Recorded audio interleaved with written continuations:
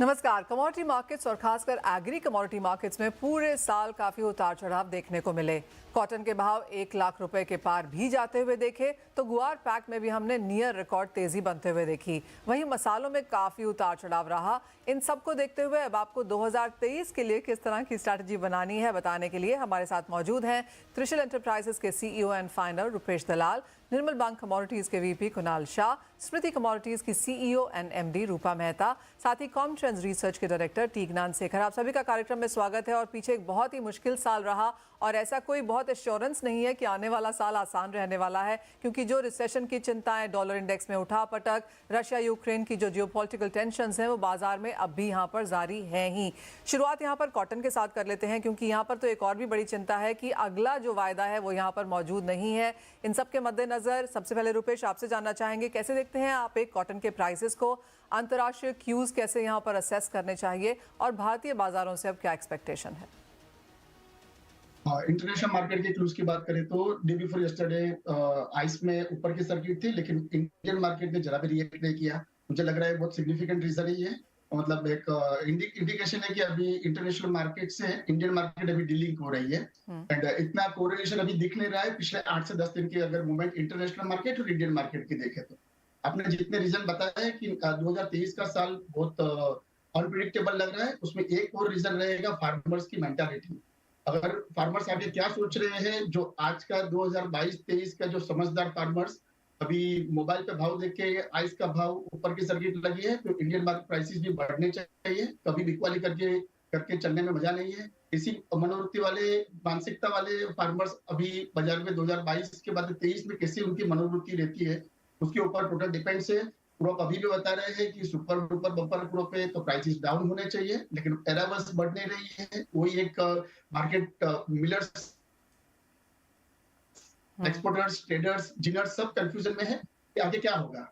अब all depends upon farmers एरावल्स। अगर farmers की एरावल्स बढ़ती है तो मुझे ऐसा लग रहा है कि भाव बढ़ने नहीं चाहिए, लेकिन इंटरनेशनल मार्केट में भी क्रॉप पोजीशन इतनी अच्छी नहीं है तो आगे जाके इंटरनेशनल मार्केट बढ़ता है तो डोमेस्टिक मार्केट क्या रिएक्ट करता है without domestic and export demand के गहराजी में। तो ओवरऑल वेरी कंफ्यूजिंग, लेकिन ओवरऑल मुझे लग रहा है 70,000 पर कैंडी का भाव ऊपर में टॉप बना के नीचे में एक बार 55,000 तक जाना चाहिए। ऑल राइट, तो ऑफ कोर्स अनसर्टिनिटी काफी ज्यादा है, लेकिन 55 और 75,000 के बीच में यहाँ पर कॉटन पर कैंडी के भाव लगातार बने रह सकते हैं। कुणाल, आप कैसे देखते हैं कॉटन के प्राइसेस और जिस तरह की रिप्रेजेंटेशंस हमने यहाँ पर होते हुए देखी हैं सेबी को कि कॉटन के आगे के कॉन्ट्रैक्ट्स भी यहाँ पर शुरू किए जाएं, आप बाजार में फिलहाल किस तरह का फीडबैक है?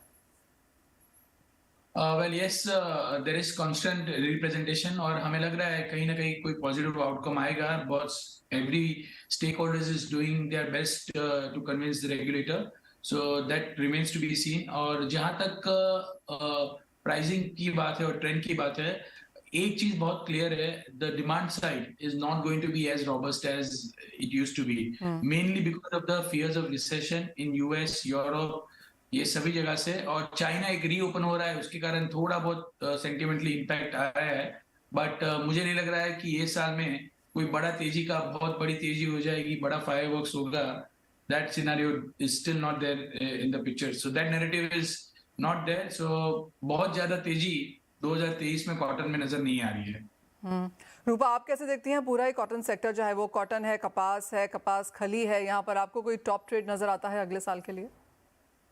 देखिए, अभी के लिए जो मार्केट जिस तरीके से रिएक्ट कर रहा है और जैसा कि अभी डिस्कशन हो रहा था, और जहां तक फिजिकल अगर मंडीज की हम बात करें, डेफिनेटली फार्मर्स जो है अभी उन्होंने अपने अराइवल्स को रोक रखा है, क्योंकि दे आर एक्सपेक्टिंग कि प्राइसेस जो है अगेन 10,000 तक मार्केट में जा सकते हैं, जो कि अभी उन्हें 8,000 से 8,500 के आसपास के भाव मिल रहे हैं। तो ऐसे में अराइवल्स अभी मार्केट में कम आ रही है, और जिस तरीके से एक्सपेक्टेड है कि एक बार चाइना से भी डिमांड जो है वो पिकअप हो सकती है, और दूसरी फंडामेंटल की विंटर सीजन में भी डिमांड जो है वो कॉटन की बढ़ सकती है।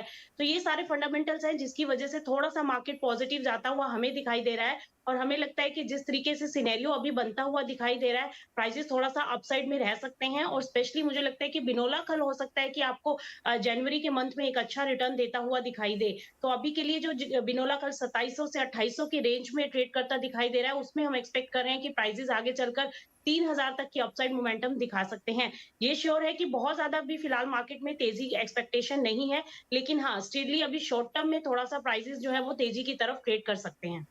ऑलराइट, हल्की सी बढ़त यहाँ पर कॉटन